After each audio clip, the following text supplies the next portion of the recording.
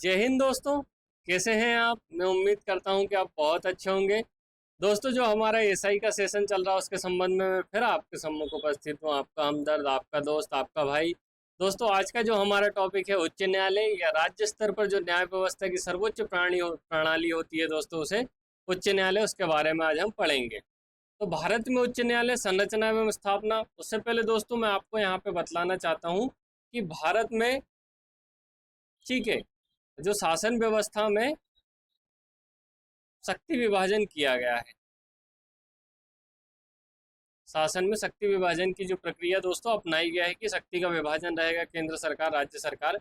लेकिन लेकिन क्या है दोस्तों, जो न्याय व्यवस्था है, इसमें न्याय व्यवस्था का विभाजन नहीं किया गया दोस्तों। और हमने, जो हमारे संविधान ने क्या करा है, एकीकृत न्याय व्यवस्था को अपनाया है दोस्तों। एकीकृत न्याय व्यवस्था को अपनाया है, जिसमें दोस्तों जो सबसे ऊपर दोस्तों क्या है, सेंट्रल लेवल पे क्या है, सुप्रीम कोर्ट है, ठीक है। और जो हर राज्यों के स्तर पर दोस्तों अलग अलग उच्च न्यायालय है, हाई कोर्ट है।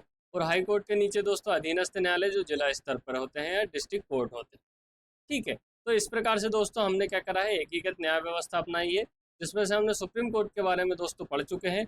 आज का जो हमारा टॉपिक है हाई कोर्ट, तो सुप्रीम कोर्ट के अधीन होते हैं, ठीक है दोस्तों। ये सुप्रीम कोर्ट है, उसके नीचे होते हैं अधीनस्थ न्यायालयों के ऊपर कार्य करते हैं ये दोस्तों अधीनस्थ न्यायालय होते हैं, सबसे नीचे वाला। तो इन दोनों के मध्य में ये हाई कोर्ट काम करते हैं। 2019 तक दोस्तों देश में कितने 25 उच्च न्यायालय हैं, तीन एक से अधिक राज्यों में कार्यरत है, ठीक है। तीन उच्च न्यायालय ऐसे हैं दोस्तों, एक से अधिक राज्यों में कार्यरत है। तो सबसे पहले दोस्तों याद रखिए, वर्तमान में कितने उच्च न्यायालय हैं। वर्तमान में कितने हैं दोस्तों, 25 उच्च न्यायालय, 25 हाई कोर्ट है, जिसमें से तीन ऐसे हैं जो एक से अधिक राज्यों में क्या कर रहे हैं, एग्जीक्यूट हो रहे हैं या न्याय व्यवस्था दे रहे हैं। फिर इनका उल्लेख कहाँ किया गया दोस्तों, संविधान के अनुच्छेद 214 से लेकर 231 तक इनकी जो स्थापना या इनका वर्णन किया गया है, ठीक है, स्थापना या वर्णन किया गया है। फिर क्षेत्राधिकार, ये राज्य की सीमाओं के साथ संसद द्वारा एकल हाईकोर्ट बनाने का प्रावधान 356 के तहत सार्वभौम संविधान संशोधन के तहत किया गया है कि क्षेत्रीय अधिकार राज्य की सीमाओं के साथ रहेगा। मतलब जितना दोस्तों राज्य का विस्तार रहेगा उसी में ही हाईकोर्ट की क्या रहेगा, क्षेत्राधिकार रहेगा। फिर इसका जो गठन कौन करेगा दोस्तों, संसद द्वारा हाईकोर्ट बनाने का प्रावधान सातवें संविधान संशोधन 1956 के तहत दोस्तों किया गया था, ठीक है दोस्तों। तो वर्तमान में कितने उच्च न्यायालय हैं, 25 उच्च न्यायालय हैं। और इनका वर्णन कहाँ किया गया है, 214 से लेके 231 तक किया गया है। और संसद नए हाई कोर्ट का गठन करती है, ठीक है। और ये प्रावधान कहाँ किया गया था, सातवें संविधान संशोधन 1956 के तहत। अब गठन एवं नियुक्ति, ठीक है, गठन एवं नियुक्तियां। गठन, मुख्य न्यायाधीश और अन्य न्यायाधीश को राष्ट्रपति द्वारा नियुक्त किया जाएगा कि दोस्तों जो राज्य के जो हाई कोर्ट के जो जज होते हैं दोस्तों, ठीक है, उन्हें किसके द्वारा अपॉइंट किया जाता है, राष्ट्रपति के द्वारा नियुक्त किया जाता है, ठीक है। राष्ट्रपति द्वारा, राष्ट्रपति प्रेसिडेंट के द्वारा नियुक्त किया जाता है। अब नियुक्ति प्रक्रिया क्या होती है दोस्तों, कि जो चीफ जस्टिस होता है जो हाई कोर्ट की, उनकी नियुक्ति किस प्रकार से होती है। तो राष्ट्रपति सुप्रीम कोर्ट के जो जज चीफ जस्टिस है और राज्यपाल से परामर्श के बाद करते हैं, ठीक है दोस्तों। कि राष्ट्रपति है जो सुप्रीम कोर्ट के जो चीफ जस्टिस है, और राज्यपाल के परामर्श के बाद किसी व्यक्ति को राज्य में हाई कोर्ट का जज नियुक्त करते हैं।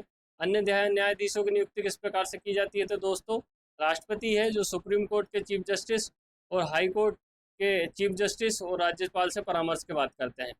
तो जब किसी हाई कोर्ट के चीफ जस्टिस की बात आएगी तो दोस्तों जो राष्ट्रपति है वो सुप्रीम कोर्ट के चीफ जस्टिस और राज्य के राज्यपाल से क्या करेंगे, परामर्श करेंगे। लेकिन राज्य के जो अन्य न्यायाधीशों की नियुक्ति करते समय दोस्तों जो होता है, राष्ट्रपति सुप्रीम कोर्ट के चीफ जस्टिस और जो हाई कोर्ट के भी जो जस्टिस है उसी राज्य में या जहाँ पे उनकी नियुक्ति की जा रही है अन्य न्यायाधीश की, उनसे भी क्या करते हैं, परामर्श करते हैं। अब जो कॉलेजियम प्रणाली क्या होती है दोस्तों, 2015 में नेशनल न्यायिक नियुक्ति आयोग रद्द होने के बाद सुप्रीम कोर्ट के जज, ठीक है, मतलब जो कॉलेजियम प्रणाली है दोस्तों, ये देश में जो जज नियुक्त करने की क्या है, प्रणाली है। या किसी व्यक्ति को हाई कोर्ट का जज बनाना है, सुप्रीम कोर्ट का जज बनाना है, तो उसकी जो अनुशंसा कौन करता है दोस्तों, कॉलेजियम प्रणाली द्वारा की जाती है। अगर कॉलेजियम प्रणाली ने अगर माना कि उक्त व्यक्ति को या ए व्यक्ति को क्या न्यायाधीश होना चाहिए किसी भी राज्य का, तो दोस्तों वो क्या बन जाता है, वहाँ का न्यायाधीश बन जाता है। तो अब इनमें कौन कौन रहते हैं, तो सबसे पहले दोस्तों सुप्रीम कोर्ट के जज होते हैं, फिर दो वरिष्ठ सुप्रीम कोर्ट का जो चीफ जस्टिस होता है दोस्तों वो होते हैं, फिर दो वरिष्ठ सुप्रीम कोर्ट के न्यायाधीश होते हैं। तो इस प्रकार से तीन से लेकर ज़्यादा व्यक्ति भी इसमें दोस्तों हो सकते हैं। तो इसमें कितने हैं दोस्तों, एक तो मतलब chief justice of India CJI plus supreme court के दो अन्य न्यायाधीश, ये होते हैं कॉलेजियम में। तो कॉलेजियम प्रणाली क्या है, तो दोस्तों जो न्यायाधीशों की किस प्रकार से नियुक्ति की जाएगी या किस व्यक्ति को नियुक्त किया जाएगा, उसका निर्धारण करने वाली जो व्यवस्था है या जो न्यायिक व्यवस्था, उसे कॉलेजियम कहा जाता है। जिसमें सुप्रीम कोर्ट के चीफ जस्टिस ऑफ इंडिया जो वर्तमान में संजीव खन्ना जी है दोस्तों, वो और सुप्रीम कोर्ट के दो अन्य न्यायाधीश हैं दोस्तों, उन लोगों तीन न्यायाधीश से मिलकर कॉलेजियम का होता है, निर्मित होता है। यही किसी राज्य में किसी न्यायाधीश को वहाँ का चीफ जस्टिस बनाने में या अन्य न्यायाधीश बनाने में उनकी क्या होती है, अनुशंसा होती है राष्ट्रपति को। अब न्यायाधीशों की योग्यताएं क्या होती हैं, तो सबसे पहले तो क्या भारत का नागरिक होना चाहिए, सिटीजनशिप होनी चाहिए दोस्तों। ठीक है, भारत का नागरिक होना चाहिए या भारत का जो पासपोर्ट धारक व्यक्ति होना चाहिए या आधार कार्ड धारक या वोटर ID में उनका नाम होना चाहिए, तो वो क्या कहलाएगा दोस्तों, भारत का नागरिक कहलाएगा। फिर दो अन्य विकल्प, ठीक है, ये तो अनिवार्य है दोस्तों, सबसे पहले मैंडेटरी है ये तो होना चाहिए। इसके साथ क्या होना चाहिए कि 10 वर्ष तक न्यायिक पद पर कार्यरत रहा हो, 10 वर्ष या उससे अधिक जज रहा हो, इसको जज समझे, या 10 वर्ष तक कम से कम हाई कोर्ट में वकील रहा हो, या 10 वर्ष दोस्तों क्या रहा हो, वकील रहा हो। ठीक है, 10 वर्ष या तो जज रहा हो, 10 या उससे अधिक वर्ष के लिए न्यायिक पद, या हम जज ही कह लेते हैं उसे कि जज के रूप में रहा हो, 10 वर्ष तक हाई कोर्ट में वकील रहा हो, तो वो व्यक्ति को क्या होता है, कॉलेजियम ठीक न्यायाधीश बना सकती है। क्या बना सकती है, न्यायाधीश बना सकती है। अब इनकी न्यूनतम आयु विधि विशेषज्ञ की नियुक्ति प्रावधान नहीं है दोस्तों, है ना, न्यूनतम आयु का कोई प्रावधान इसमें नहीं किया गया। अब कार्यकाल में हटाने की प्रक्रिया क्या है कि 62 वर्ष की आयु तक सेवा में रहते हैं जो हाई कोर्ट के जज होते हैं दोस्तों, 62 वर्ष, इनकी कितनी है, 62 ईयर्स। ठीक, या राष्ट्रपति को त्याग पर देखकर कभी भी पद छोड़ सकते हैं। तो हाई कोर्ट के जो जज की अधिकतम आयु कितनी होती है दोस्तों, 62 ईयर्स। महाभियोग द्वारा भी इनको हटाया जाता है। ठीक है, तो कार्यकाल क्या है दोस्तों, सबसे पहले तो जो उनकी आयु की अधिकतम सीमा कितनी है, 62 वर्ष, या उससे पहले भी अपनी मतलब किसी कारणवश या मतलब इच्छुक नहीं है काम करने के, तो भी क्या करते हैं, त्याग पत्र दे सकते हैं।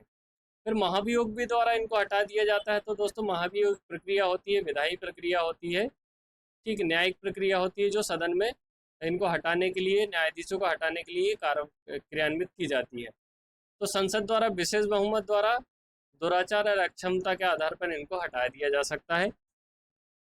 ठीक है, तो एक प्रकार से एक प्रोसेस है जिसमें संसद के जो सदन क्या रहते हैं, भाग लेते हैं और ये प्रस्ताव लाया जाता है। जैसे कोई न्यायाधीश है, जैसे दोस्तों अभी दिल्ली हाई कोर्ट के जस्टिस वर्मा, यशवंत वर्मा के यहाँ पे कथित रूप से दोस्तों क्या हुआ था, केस की प्राप्ति हुई थी, जले नोट मिले थे, 15 करोड़ रुपए के दावे किए जा रहे थे। अगर उनको सरकार हटाना चाहती है तो महाभियोग उनके खिलाफ लाया जा सकता है, संसद के लोकसभा में या लाया जा सकता है, और वो पास हो जाता है तो दोस्तों उनको हटना पड़ेगा। ये क्या कहती है, मतलब विधानमंडल की क्या है कि न्यायिक प्रक्रिया है। फिर सार्वजनिक हित में राष्ट्रपति द्वारा स्थानांतरण सुप्रीम कोर्ट के चीफ जस्टिस के परामर्श के बाद कर सकते हैं। कि राष्ट्रपति को कहीं प्रेसिडेंट को लगता है कि कोई जो मेघालय के राज्यपाल है, मेघालय के जो चीफ जस्टिस है या फिर उत्तराखंड के चीफ जस्टिस है, इनको मध्य प्रदेश भेजना है, मध्य प्रदेश को उत्तराखंड वाले को भेजना है SP, तो सुप्रीम कोर्ट के जो चीफ जस्टिस उनसे परामर्श करने के बाद दोस्तों कौन, राष्ट्रपति वहाँ पर उनकी नियुक्ति कर देंगे। अब देखते हैं दोस्तों कि जो न्यायिक प्रणाली में जो बाहरी हस्तक्षेप या राजनीतिक दबाव को कम करने के लिए कुछ न्यायिक स्वतंत्रता के उपाय किए गए हैं, जिससे कि जो न्याय व्यवस्था दोस्तों वस्तुनिष्ठ और निष्पक्ष बने रहे। तो उसके क्या क्या जो उपाय किए गए हैं संविधान निर्माताओं द्वारा, तो उनको देखते हैं। सबसे पहले दोस्तों को उनको कार्यकाल की सुरक्षा प्रदान की गई है, मतलब जो जज होते हैं हाई कोर्ट या सुप्रीम कोर्ट के, उनको कार्यकाल की सुरक्षा प्रदान की गई। निश्चित आयु तक केवल महाभियोग द्वारा हटाया जा सकता है। जैसे दोस्तों हाई कोर्ट के जज की, जो हाई कोर्ट का जज होता है, ठीक है, उसकी आयु कितनी है, 62 वर्ष अधिकतम। तो 62 वर्ष से पहले सरकार इन्हें क्या हटा नहीं सकती है, ठीक है, हटा नहीं सकती। अगर हटाना है तो उसके लिए दोस्तों क्या करना पड़ेगा, जो सदन में महाभियोग प्रक्रिया लाना पड़ेगा, तभी इन्हें हटाया जा सकता है। तो इस बात का उल्लेख दोस्तों इसीलिए किया गया है कि जो न्यायिक प्रक्रिया है दोस्तों, वो क्या राजनीतिक दबाव से मुक्त रहे। फिर इनको वेतन एवं व्यय की भी सुरक्षा प्रदान की गई कि राज्य की संचित निधि से जो राज्य का जो फंड होता है दोस्तों, सरकारी फंड या जिसे संचित निधि कहा जाता है, उससे इनका वेतन दिया जाएगा और अमान्य नहीं किया जा सकता, मतलब इसमें किसी प्रकार की कमी नहीं की जा सकती। फिर तीसरा जो प्रावधान, अवमानना की शक्ति दोस्तों, ये प्राधिकार को बनाए रखने के लिए दंडित कर सकती है कि दोस्तों कि सामान्य व्यक्ति या सरकार का कोई व्यक्ति या कोई संस्था भी अगर जो ठीक है, न्याय प्रणाली पर प्रश्न चिन्ह लगाए या उनकी आलोचना करे, तो दोस्तों उन्होंने क्या करना है, अपनी उसे अवमानना माना जाता है कि जो उनका व्यवहार के, ठीक है, उनके जो गरिमा है न्यायालय की, उसको ठेस पहुंची है।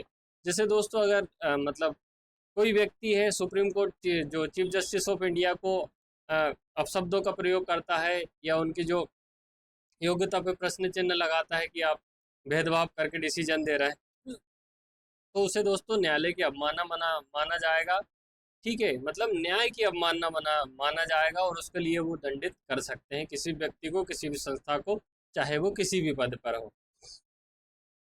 अब सेवानिवृत्ति के बाद भी इन पर प्रतिबंध। सेवानिवृत्ति के बाद न्यायाधीश केवल सुप्रीम कोर्ट, हाई कोर्ट में वकालत कर सकते हैं, अन्य कुछ नहीं कर सकते हैं, ठीक है। तो इस बात का भी उल्लेख किया गया है, क्योंकि इससे क्या हो रहा था दोस्तों कि मान के चलो किसी की उम्र 62 वर्ष होने को आई है, तो वो 2 साल पहले 60 वर्ष की उम्र में कोई पार्टी ज्वाइन कर लेगा जो सत्तारूढ़ है और जिसके भविष्य में भी जीतने की संभावना है, तो 62 वर्ष की उम्र तक वो पार्टी ज्वाइन करके भी क्या करेगा दोस्तों, मतलब जज का डिसीजन देता रहेगा।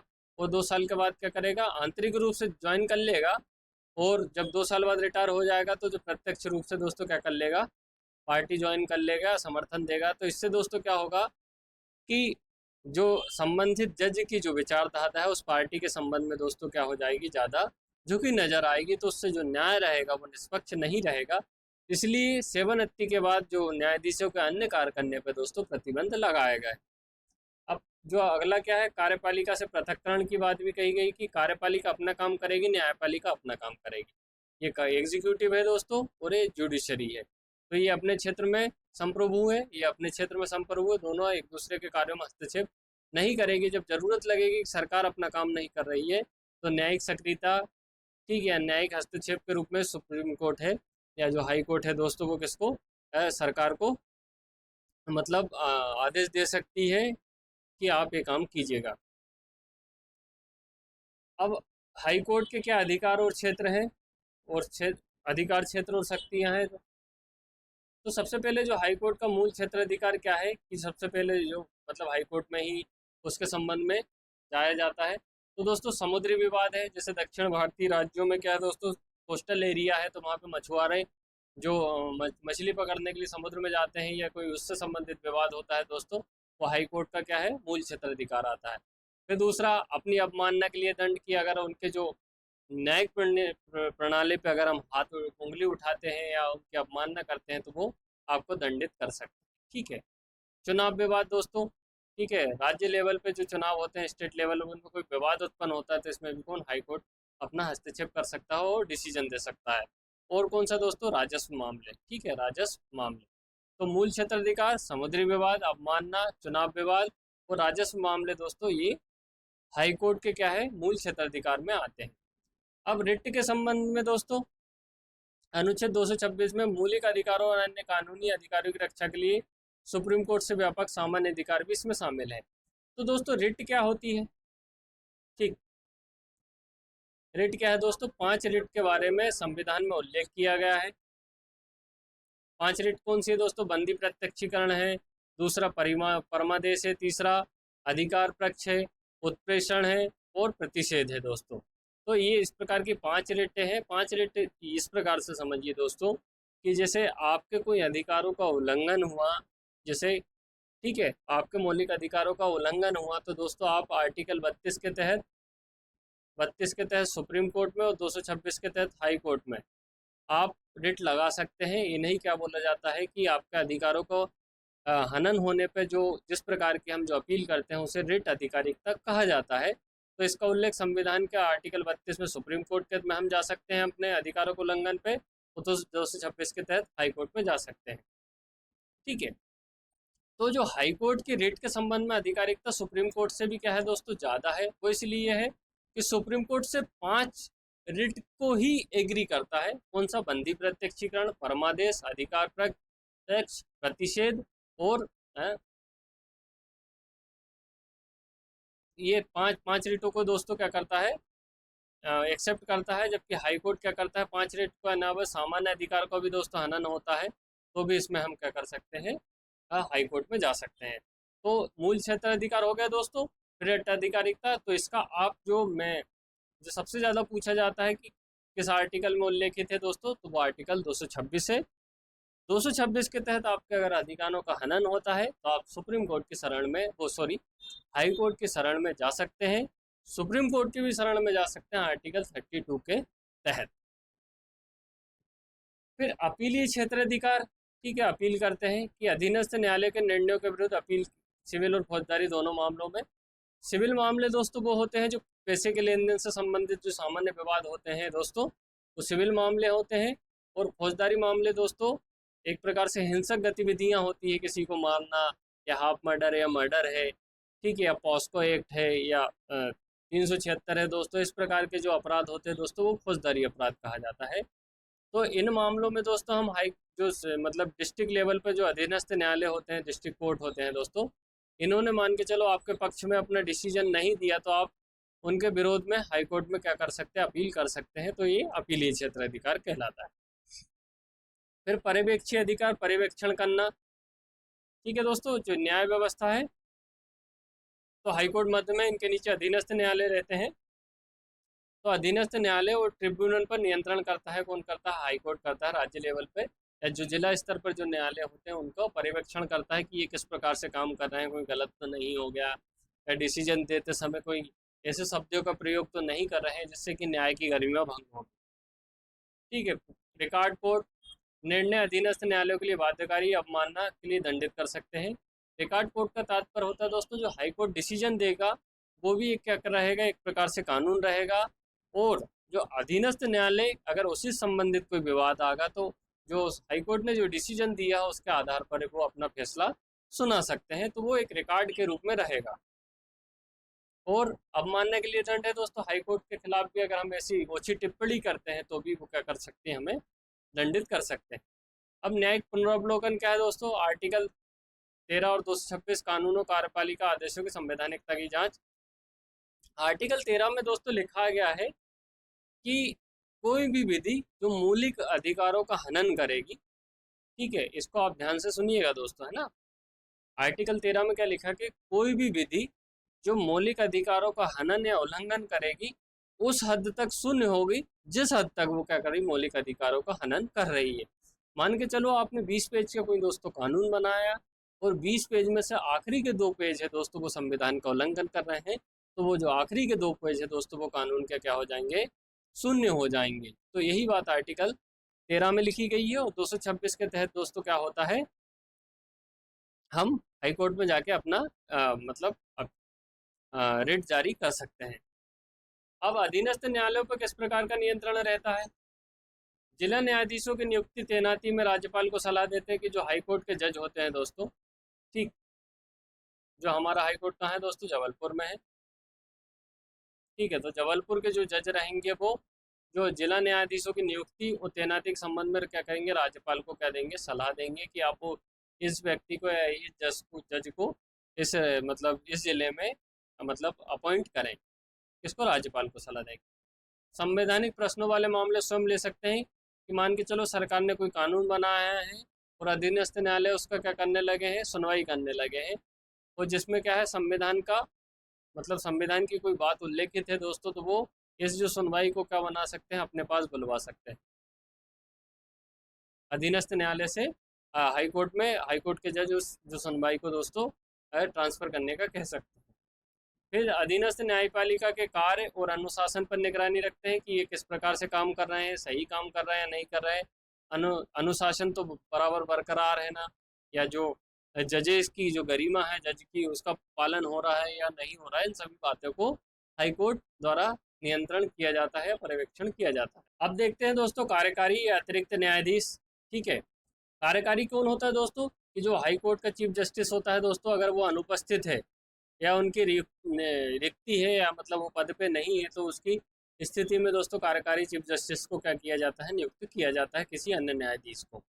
अतिरिक्त न्यायाधीश क्या होते हैं, अस्थायी नियुक्त किए जाते हैं 2 वर्ष तक का कार्यभार लंबित मामलों के लिए दोस्तों। मान के चलो कि कोर्ट के सम्मुख क्या हो गए, ज़्यादा मतलब मामले आ गए या बाद आ गए, जिसकी सुनवाई सरकार ने बोला कि 2 साल के अंदर, मतलब ये ऐसे मामले हैं जिनकी सुनवाई जल्द से जल्द होना चाहिए, तो अतिरिक्त न्यायाधीश की नियुक्ति अस्थायी तौर पर किसी जो न्यायाधीश होता है या कोई वकील होता है, उसे न्यायाधीश का पद दे दिया जाता है 2 वर्ष के लिए दोस्तों। ठीक है, मतलब बोझ कम करने के लिए नियुक्ति की जाती है। फिर सेवानिवृत्त न्यायाधीश राष्ट्रपति की अनुमति से अस्थायी रूप से नियुक्त किए जा सकते हैं। मान के चलो कि हाईकोर्ट का जो दोस्तों जज है, ठीक है, वो क्या हो गए, रिटायर्ड हो गए। ठीक, रिटायर्ड हो गए, अब ये घर पे बैठे हैं। अब सरकार को या सुप्रीम कोर्ट को लगता है दोस्तों, सुप्रीम कोर्ट को लगता है कि जो देश में जज की कमी है, या कोई ऐसा मामला आ गया है जिसमें ज़्यादा जजों की आवश्यकता है, या बहुत सारे मामले आ गए हैं, तो जो सेवानिवृत्त न्यायाधीश को दोस्तों अस्थायी रूप से क्या किया जा सकता है, नियुक्त किया जा सकता है। लेकिन उसमें किसकी अनुमति मांगी जाएगी दोस्तों, राष्ट्रपति की पूर्व अनुमति मांगी जाएगी। अब वेतन भत्ते कितने होते हैं दोस्तों, हाईकोर्ट के जज को 2.5 लाख रुपए प्रति माह मिलता है, अन्य न्यायाधीश को 2,25,000 रुपये प्रति माह मिलते हैं।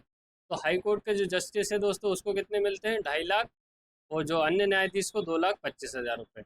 पेंशन और ये 50% भी वेतन का मिलता है दोस्तों रिटायर होने के बाद। अब महत्वपूर्ण मामले एवं संशोधन, नेशनल जुडिशरी अपॉइंटमेंट कमेटी का दोस्तों 2014 में क्या गठन किया गया था। ये कॉलेजियम जो प्रणाली है दोस्तों, जिसमें क्या है, केवल न्यायाधीश होते हैं। कौन रहता है, एक सीजीआई रहता है, CJI chief justice of India, और 2 अन्य न्यायाधीश। इसमें न्याय व्यवस्था के अलावा अन्य जो संबंधित विभाग है, जैसे केंद्र सरकार या कार्यपालिका या राज्य विधायिका के कोई भी अन्य सदस्य नहीं होते, केवल न्यायाधीश न्यायाधीश होते हैं। तो सरकार का कहना था कि जो कॉलेजियम प्रणाली है, इससे भेदभाव हो रहा है, क्योंकि न्यायाधीश अपने लिए खुद चुनाव कर लेते हैं। तो जब 3 तंत्र काम करते हैं, कि व्यवस्थापिका, कार्यपालिका, न्यायपालिका, तो तीनों की भागीदारी इसमें होना चाहिए। इसलिए दोस्तों नेशनल जुडिशरी अपॉइंटमेंट कमेटी का गठन 2014 में किया गया था। लेकिन सुप्रीम कोर्ट ने अपनी जो आधिकारिकता है, ठीक है, उसमें हस्तक्षेप मान के कि जो सरकार है हमारे काम में हस्तक्षेप कर रही है, जो कि संवैधानिक नहीं, असंवैधानिक है, तो उसे क्या कर दिया गया था, निरस्त कर दिया था। फिर 42वें संविधान 1976 के तहत हाईकोर्ट के न्यायिक पुनरावलोकन को सीमित किया गया था, 43 द्वारा पुनर्स्थापित कर दिया गया था कि जो न्यायिक पुनरावलोकन होगा हाईकोर्ट नहीं करेगा, फिर इससे फिर से कर दिया गया था। सारांश क्या है दोस्तों, उच्च न्यायालय भारतीय न्यायपालिका के प्रमुख स्तंभ है, जो रिट अधिकार क्षेत्र, पर्यवेक्षण, अपील की व्यापक शक्तियाँ और संवैधानिक सुरक्षा के माध्यम से न्याय को सुनिश्चित करते हैं। कि न्याय स्तर पर क्या है, सुरक्षित करने वाली एक महत्वपूर्ण बॉडी है। कॉलेजियम प्रणाली मौलिक अधिकारों और राज्य के कानूनों का अधिकार क्षेत्र, इनकी महत्वपूर्ण भूमिका को क्या करते हैं, रेखांकित करते हैं। अब भारत के उच्च न्यायालय, नाम, स्थापना वर्ष और क्षेत्राधिकार। तो दोस्तों वर्तमान में कितने उच्च न्यायालय हैं, 25 उच्च न्यायालय हैं। तो इनका किस प्रकार से, किस क्रम से इनका दोस्तों गठन हुआ है, और इनका क्षेत्राधिकार कहाँ तक है, उसके बारे में हम देखते हैं दोस्तों। अब तो दोस्तों भारत का सबसे पहला जो हाई कोर्ट था दोस्तों, वो इलाहाबाद हाई कोर्ट था। ठीक है, भारत का सबसे पहला, सबसे पुराना दोस्तों जो हाई कोर्ट है, वो इलाहाबाद हाई कोर्ट है, जिसकी स्थापना कब की गई थी दोस्तों, 1866 को की गई थी। ठीक है, 1866 को की गई थी इलाहाबाद हाई कोर्ट की स्थापना। इसका क्षेत्र अधिकार ये केवल उत्तर प्रदेश राज्य में आता है, इलाहाबाद हाई कोर्ट। इसकी जो अन्य पीठ है दोस्तों, लखनऊ। ठीक, इसके अन्य पीठ है, जैसे मध्य प्रदेश की दोस्तों जबलपुर उच्च न्यायालय है, और खंडपीठ कहाँ है, ग्वालियर है और इंदौर है। फिर दोस्तों जो आंध्र प्रदेश उच्च न्यायालय का गठन कब किया गया? 2019 में। आंध्र प्रदेश क्षेत्र, आंध्र प्रदेश राज्य में इसकी जो मुख्यालय दोस्तों कहाँ है? अमरावती में। ठीक है, आंध्र प्रदेश उच्च न्यायालय 2019 में बना, जिसका मुख्यालय कहाँ है? अमरावती में। बॉम्बे हाई कोर्ट की स्थापना दोस्तों 1862 में की गई। बॉम्बे, कलकत्ता और मद्रास। ठीक है, ये दोस्तों तीनों का जो काम है 1862। तो बॉम्बे, कलकत्ता और मद्रास तीनों हाई कोर्ट की दोस्तों स्थापना कहाँ की, कब की गई थी? 1862 में। उसके बाद कौन सा हाई कोर्ट बना था? तो उसके बाद दोस्तों बना था इलाहाबाद हाई कोर्ट 1866। ठीक है, अब जो कलकत्ता हाई कोर्ट दोस्तों 1862, बॉम्बे, सबसे पहले बॉम्बे देखते हैं कि बॉम्बे इसका जो क्षेत्राधिकार महाराष्ट्र राज्य में है दोस्तों। गोवा, गोवा में अगर कोई काम हो, ठीक है, गोवा से संबंधित क्षेत्राधिकार भी, जो मामले गोवा के मामले भी दोस्तों कौन देखता है? बॉम्बे हाई कोर्ट देखता है। दादर नगर हवेली और दमन दीव से संबंधित मामले भी दोस्तों बॉम्बे हाई कोर्ट के क्षेत्राधिकार में आते हैं। अब जो कलकत्ता हाई कोर्ट का क्षेत्राधिकार दोस्तों पश्चिम बंगाल, अंडमान और निकोबार द्वीप समूह, ये वेरी वेरी IMP है दोस्तों। ये पूछा गया है कि अंडमान निकोबार द्वीप समूह किस हाई कोर्ट के क्षेत्राधिकार के अधीन आता है दोस्तों। ठीक है, तो ये कहाँ आता है? कलकत्ता हाईकोर्ट का अधिकार आ जाता है अंडमान और निकोबार द्वीप समूह। कोलकाता, ठीक है, इसका जो मुख्यालय दोस्तों कोलकाता और पोर्ट ब्लेयर में क्या है? एक पीठ की स्थापना की गई। छत्तीसगढ़ उच्च न्यायालय कब बना? सन 2000 में। छत्तीसगढ़ में जो इसका हाईकोर्ट का मुख्यालय दोस्तों, छत्तीसगढ़ हाईकोर्ट कहाँ है? बिलासपुर में। जैसा हमारा जबल मध्य प्रदेश का कहाँ है दोस्तों? MP का कौन सा है? जबलपुर। और छत्तीसगढ़ का बिलासपुर। पुरपुर है दोस्तों, है ना, दोनों में। दिल्ली हाईकोर्ट कब बना दोस्तों? 1966 में। दिल्ली जो क्षेत्राधिकार है और मुख्यालय भी कहाँ है दोस्तों? दिल्ली में। गुवाहाटी, गुवाहाटी हाईकोर्ट की स्थापना कब की गई थी दोस्तों? 1948 में।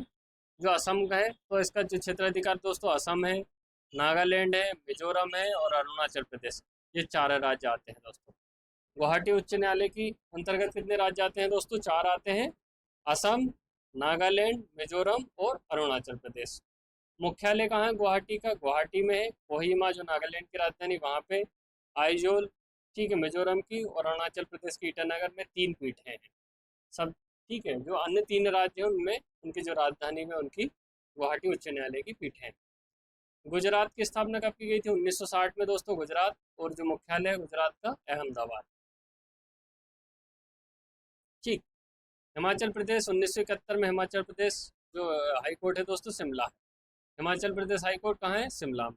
जम्मू कश्मीर 1928, जम्मू कश्मीर और लद्दाख के मामले देखता है। जम्मू, श्रीनगर और जम्मू में मुख्यालय। झारखंड की स्थापना दोस्तों 2000 में, झारखंड में। ये कहाँ है? रांची में। ठीक है, रांची। कर्नाटक 1884 में दोस्तों, कर्नाटक बेंगलुरु। हाई कोर्ट कहाँ है? बेंगलुरु। तो कर्नाटक हाई कोर्ट 84 कर्नाटक और क्षेत्राधिकार है और बेंगलुरु में मुख्यालय। केरल हाई कोर्ट की स्थापना दोस्तों 1956 में की गई थी। केरल और लक्षद्वीप का क्या है? अपना क्षेत्राधिकार है। मतलब लक्षद्वीप वाले भी अपनी जो पिटीशन कहाँ दायर करते हैं दोस्तों? केरल में दायर करते हैं। और जो केरल हाई कोर्ट है दोस्तों, ये याद कर लीजिएगा, ये एक अलग नाम मिलता है, इसलिए इसको याद करना हमारे लिए आवश्यक है। एर्नाकुलम।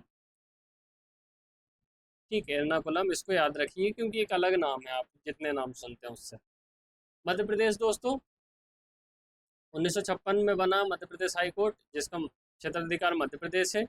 जबलपुर में और इंदौर में 2 खंडपीठें हैं दोस्तों। ठीक है, वो जबलपुर में दोस्तों मुख्यालय है और ग्वालियर और इंदौर में 2 खंडपीठें हैं। तो जबलपुर हमारे मध्य प्रदेश हाई कोर्ट का मुख्यालय कहाँ है दोस्तों? जबलपुर में है। और इंदौर और ग्वालियर में 2 पीठ हैं। मद्रास 1862 में दोस्तों। तमिलनाडु और पुडुचेरी, इसका मुख्यालय चेन्नई में। तो मद्रास हाई कोर्ट दोस्तों 1862। मणिपुर 2013 में दोस्तों, मणिपुर क्षेत्राधिकार है, इम्फाल में इसका मुख्यालय है। मेघालय 2013 में गठित हुआ दोस्तों, मेघालय शिलांग। ठीक है, मतलब वहाँ की राजधानी में। ओडिशा 1948, ओडिशा कटक में, ये भी दोस्तों कटक में। ओडिशा का जो हाई कोर्ट है दोस्तों कहाँ है? वो कटक में। पटना हाई कोर्ट की स्थापना दोस्तों 1916 में की गई थी, बिहार में है पटना मुख्यालय। पंजाब हरियाणा 1875, पंजाब हरियाणा और चंडीगढ़, ये 3 का है। इसका मुख्यालय चंडीगढ़ हाईकोर्ट कहलाता है दोस्तों। राजस्थान 1949 में बना दोस्तों, ये जोधपुर हाईकोर्ट कहलाता है। ठीक है, ये राजस्थान वाला जोधपुर, तो इसको आप याद रखने का प्रयास कीजिएगा। सिक्किम दोस्तों गंगटोक में है, कब बना? 1975 में। तेलंगाना 1954 में, तेलंगाना ये हैदराबाद में है दोस्तों। इसका मुख्यालय कहाँ है? तेलंगाना का हैदराबाद में। त्रिपुरा 2013 अगरतला में। उत्तराखंड की स्थापना दोस्तों 2000 में की गई थी, उत्तराखंड में, ये नैनीताल में हाई कोर्ट है। ठीक, उत्तराखंड हाई कोर्ट कहाँ है दोस्तों? नैनीताल। ठीक है, नैनी झील के कारण दोस्तों नैनी का नैनीताल नाम पड़ा है। अब जो हाई कोर्ट से संबंधित प्रमुख जो महत्वपूर्ण अनुच्छेद है दोस्तों, वो भी समय समय पर पूछे जाते हैं, उनके बारे में देखते हैं। तो सबसे पहले अनुच्छेद 214 दोस्तों, ये राज्यों में क्या उच्च न्यायालय होंगे उसके संबंध में बात कहता है। ठीक है, अनुच्छेद 214 दोस्तों राज्यों के लिए उच्च न्यायालय के गठन से संबंधित है। 215 में दोस्तों ये लिखा है कि उच्च न्यायालय एक अभिलेख न्यायालय होंगे। इसका तात्पर्य है कि दोस्तों जो हाई कोर्ट द्वारा जो डिसीजन दिए जाते हैं वो कानून के रूप में दोस्तों सुरक्षित रखे जाते हैं। ठीक है, इसलिए जो 215 के तहत उच्च न्यायालय के जो डिसीजन रहेंगे अभिलेख के रूप में सुरक्षित रहेंगे, इसलिए अभिलेख न्यायालय। 216 में उच्च न्यायालयों की स्थापना किस प्रकार से की जाएगी उसके बारे में लिखा है। तो दोस्तों ये तीनों महत्वपूर्ण अनुच्छेद है। 217 में उच्च न्यायालयों के न्यायाधीश की नियुक्ति और शर्त के बारे में दिया गया है। 218 में उच्च न्यायालयों और उच्चतम न्यायालय से संबंधित को उपबंधों का प्रयोग के संबंध में है। 219 उच्च न्यायालय के न्यायाधीशों द्वारा शपथ और प्रतिज्ञान किस प्रकार से वो शपथ लेंगे कि मैं अपने पद के कर्तव्य की निष्ठापूर्वक पालन करूंगा, वस्तुनिष्ठ आधार पर निर्णय दूंगा, इस प्रकार का शपथ का प्रारूप रहता है। अनुच्छेद 220 में दोस्तों स्थायी न्यायाधीश बनने के पश्चात वकालत पर प्रतिबंध लग जाता है कि कोई जब न्यायाधीश बन जाता है स्थायी तौर पर तो वो कोर्ट में क्या करता है, फिर वकीली या वकालत नहीं कर सकता है। 221 के तहत न्यायाधीशों के वेतन और भत्तों के बारे में 221 में दिया गया है। 222 में एक उच्च न्यायालय से दूसरे उच्च न्यायालय में स्थानांतरण किया जाएगा दोस्तों। 222 यहाँ से यहाँ, यहाँ से यहाँ जाएंगे तो भी दोस्तों पद समान रहेगा, इस प्रकार से आप याद कीजिएगा। 223 के तहत कार्यवाहक जो मुख्य न्यायाधीश होते हैं दोस्तों उनकी नियुक्ति राष्ट्रपति की सलाह पर की जाती है, उसके संबंध में कहा गया है। 224 अतिरिक्त तो कार्यवाहक न्यायाधीशों के बारे में, और 224 से दोस्तों उच्च न्यायालय की बैठकों में सेवानिवृत्त न्यायाधीशों की नियुक्ति दोस्तों, ये IMP है ना 224। फिर 225 में दोस्तों वर्तमान उच्च न्यायालय का क्षेत्राधिकार। 226 जो 5 रिट जारी करने की शक्ति है दोस्तों मौलिक अधिकारों के हनन पर। 226 के तहत 226 के तहत कार्यवाही में केंद्रीय कानूनी के संविधान पर विचार नहीं किया जाएगा। ठीक है, हटा दो इसको। 227 के तहत उच्च न्यायालय सभी निचली अदालतों का पर्यवेक्षण, ये IMP है दोस्तों, है ना, कि 227 के तहत जो हाई कोर्ट होता है दोस्तों अपने के नीचे की जो अदालत रहेगी उनका क्या करेगा, पर्यवेक्षण करेगा। फिर 228 के तहत कुछ मामलों को उच्च न्यायालय में स्थानांतरित करना, जैसे कि राज्य ने कोई कानून बनाया है जिसमें संवैधानिकता का उल्लंघन हो रहा है, तो दोस्तों अगर वो अधीनस्थ न्यायालय में वो क्रियान्वित होता है तो हाईकोर्ट उसको मंगा सकता है, क्योंकि वो अधीनस्थ न्यायालय का कार्यक्षेत्र नहीं होता है। ये 228 में लिखा गया है। 228 में निरस्त कर दिया गया है। 229 उच्च न्यायालय कर्मचारी व्यय। 230 के तहत उच्च न्यायालय के अधिकार क्षेत्र को केंद्र शासित प्रदेशों तक विस्तारित करना। और 231 दोस्तों ये IMP है कि 2 या 2 से अधिक राज्यों के लिए एक समान उच्च न्यायालय की स्थापना की जाएगी। जैसे दोस्तों हम चंडीगढ़ के बारे में देखते हैं, कलकत्ता हाई कोर्ट देखते हैं। चंडीगढ़ भी दोस्तों 3 का है, पंजाब का है, हरियाणा का है और चंडीगढ़ का। फिर हम कलकत्ता के बारे में देखते हो, कलकत्ता और अंडमान निकोबार द्वीप समूह का, तो ये आर्टिकल दोस्तों 231 है। अब देखते हैं दोस्तों उच्च न्यायालय संबंधित जो प्रमुख क्वेश्चन कौन है। पहला उच्च न्यायालय कहाँ पर स्थापित किया गया था दोस्तों, ये कलकत्ता में किया गया था। कब? 1866। ठीक है, भारत के उच्च न्यायालय की नियुक्ति किसके द्वारा की जाती है? प्रधानमंत्री, राज्यपाल, राष्ट्रपति, मुख्य न्यायाधीश। तो राष्ट्रपति के द्वारा नियुक्त किया जाता है, राष्ट्रपति प्रेसिडेंट के द्वारा। और शपथ कौन दिलाता है? राज्य का राज्यपाल। ठीक है, नियुक्त किसके द्वारा किया जाता है हाईकोर्ट के जज को? राष्ट्रपति के द्वारा, लेकिन शपथ कौन दिलाता है? राज्य का राज्यपाल दिलाता है।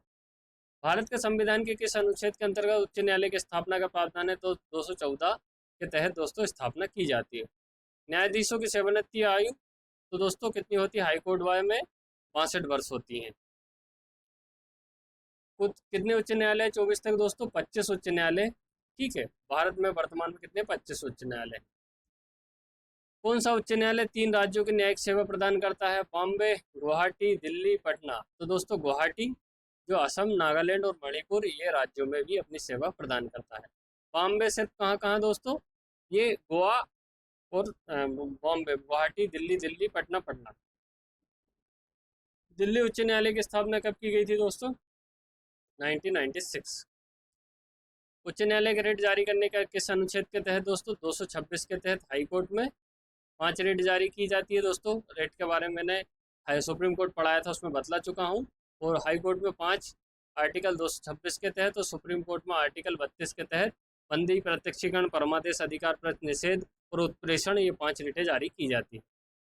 भारत में कौन सा उच्च न्यायालय का क्षेत्रफल के सबसे बड़ा क्षेत्र?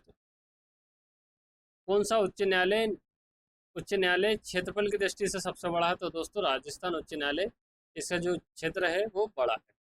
उच्च न्यायालय के मुख्य न्यायाधीश को हटाने की प्रक्रिया किसके अनुरूप होती है दोस्तों?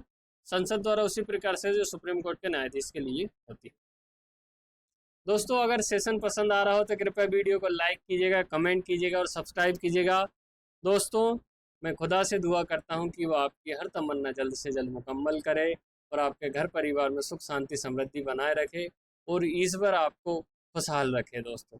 धन्यवाद दोस्तों, मिलते हैं जल्द नेक्स्ट वीडियो के साथ। धन्यवाद।